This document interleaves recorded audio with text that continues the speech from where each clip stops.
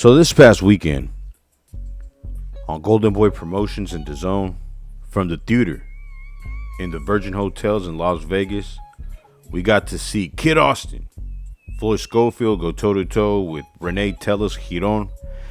And from the first bell all the way to the last one, this was a very entertaining fight. Floyd Schofield was hitting Rene with everything he had, including the kitchen sink. From the jump, there was barely any fill-out rounds. Floyd Schofield didn't even bother to download information. He just went in there and started brawling, man, throwing headshots, and I would say he landed about half of what he threw. But Rene would not budge, man.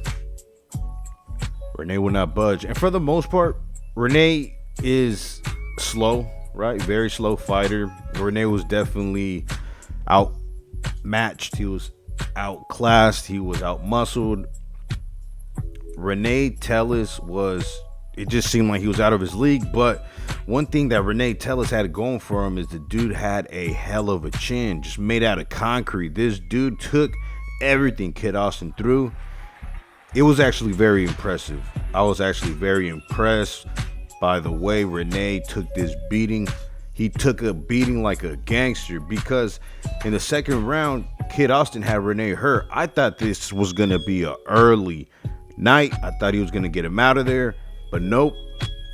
As a matter of fact, in the very next round, Rene comes back and hurts Floyd Schofield himself, hitting Kid Austin right behind his ear.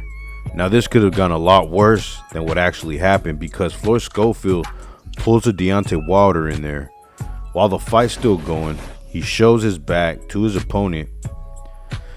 Had Rene been quicker, had he not been such a slow fighter, he would have been able to catch Kid Austin slipping, hit him with a smooth one while he wasn't looking, and got him out of there.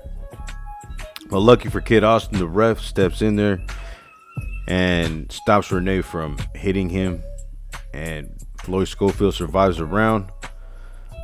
But Floyd Schofield did look hurt in there, man. He even fell off his stool shortly after being saved by the ref and the bell. In the fourth round, Kid Austin seems to regain his legs again, and after that third round slippage, Kid Austin's corner tells him to go back to just boxing from a distance, play it safe, no mixing it up with Tellez, no brawling. And for the most part, Floyd Schofield does listen to his corner's advice. For the rest of the middle rounds, the fight was a complete shutout, and Floyd Schofield was beating Tellez easily with flying colors. Up until the 11th round, when Kid Austin decides to go against the grain, and he starts to brawl once again with Tellez. Tellez was able to catch Schofield with an overhand right, landed to the head of Schofield, knocking him off balance and sending Kid Austin to the canvas for the first time in his career. After the knockdown, Floyd Schofield gets up and continues to engage in a straight up brawl with Rene Tellez. And in the 12th round, it was another Kid Austin round, with Floyd Schofield landing on Rene's face almost at will. Now, before I talk about Kid Austin anymore, because this is obviously who this video is about, I just want to say this to Rene Tellez. I salute you, brother. You're one tough son of a bitch. In the first few rounds, Floyd Schofield was hitting you with some brutal power shots, and you were like, I'm still here. The middle of the fight, middle rounds, Floyd Schofield again hitting you with some flush power shots, and Rene was like, guess what? I'm still here. And even after being pummeled the way you did in the 6th round, you still came out in that 7th round like, I'm still here. So I salute you, Rene Tellez, Giron, for being such a good punching bag. Now, back to Floyd Schofield. Is Floyd Schofield ready for the big dogs at the 135 division?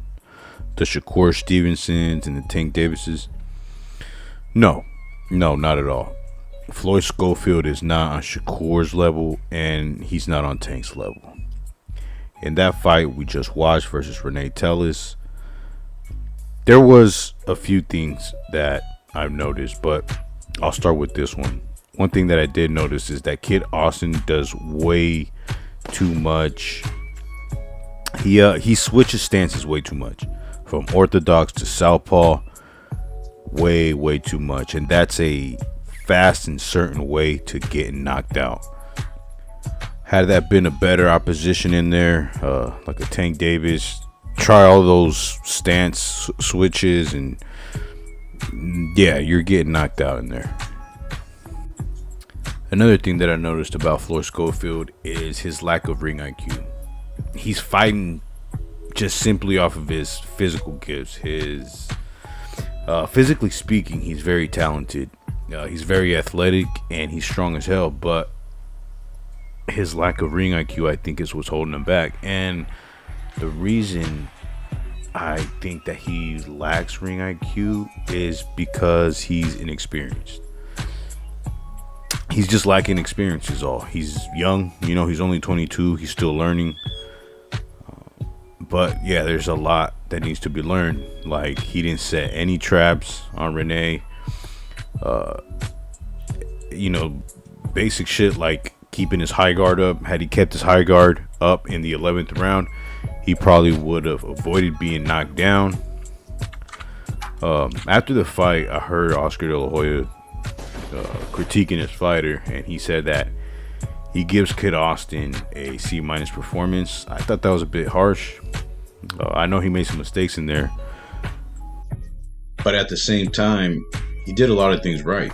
He kept his distance. He's shown that he knows how to box. He can box. He uses his jab to set up his combinations. The crowd was entertained. And isn't this what it's all about? At the end of the day, this is sports entertainment. We're all just trying to be entertained. And he did a hell of a job at doing that.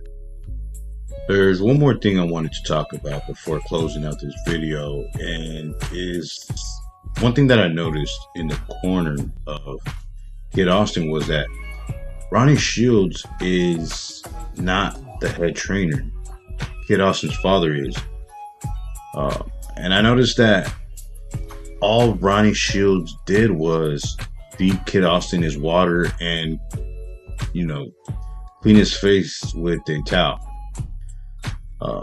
All the advice was coming from his father. I don't like that.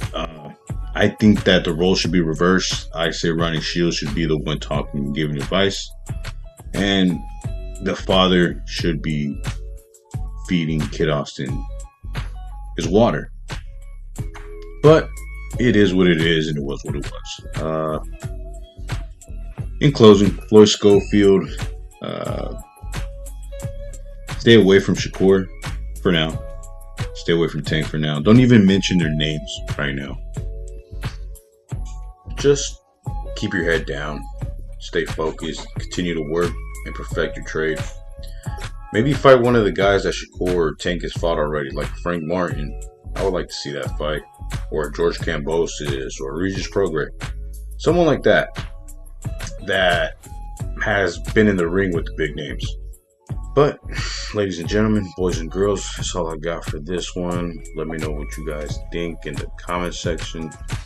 And until next time, and you already know, once again, this has been your boy Old Dog Boxing, and I'm out this way.